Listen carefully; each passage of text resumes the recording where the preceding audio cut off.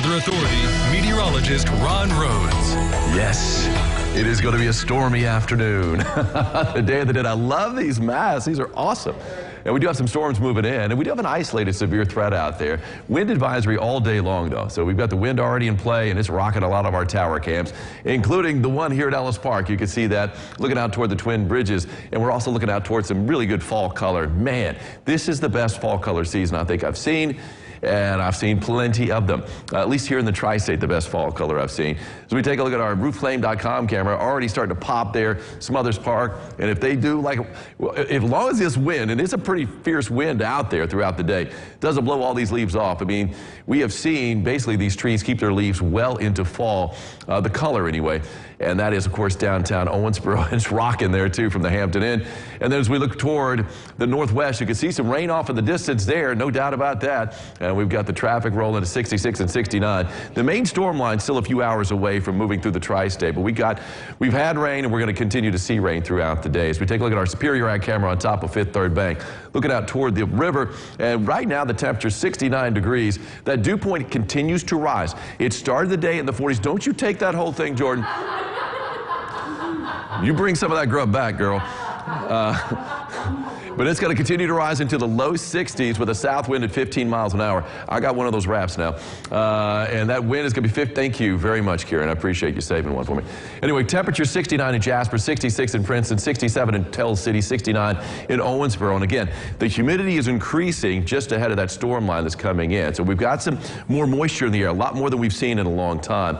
21 mile per hour sustained wind right now in Owensboro, 22 Vincennes, 22 in Carmi, 16 in Henderson, and 21 in Morganfield. Check out this sunrise this morning. Red sky in the morning. Sailors take warning.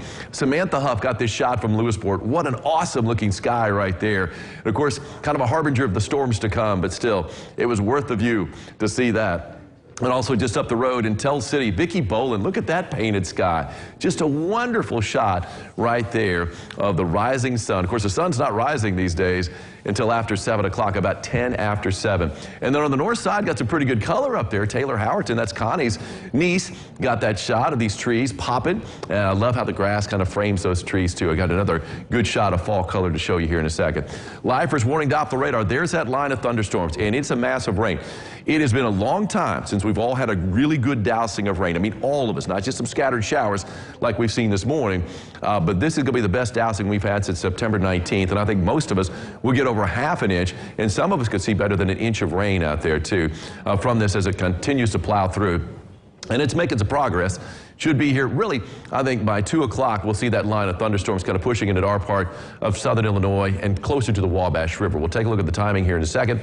You can see that wall of rain pushing through St. Louis currently right now, and we'll continue to see them tracking basically to the east. Here's the area of low pressure, still a little bit behind, but that's what's generating this system, and you can see it tapping the moisture from the Gulf of Mexico as it trucks to the northeast. Here's what it looks like timing-wise.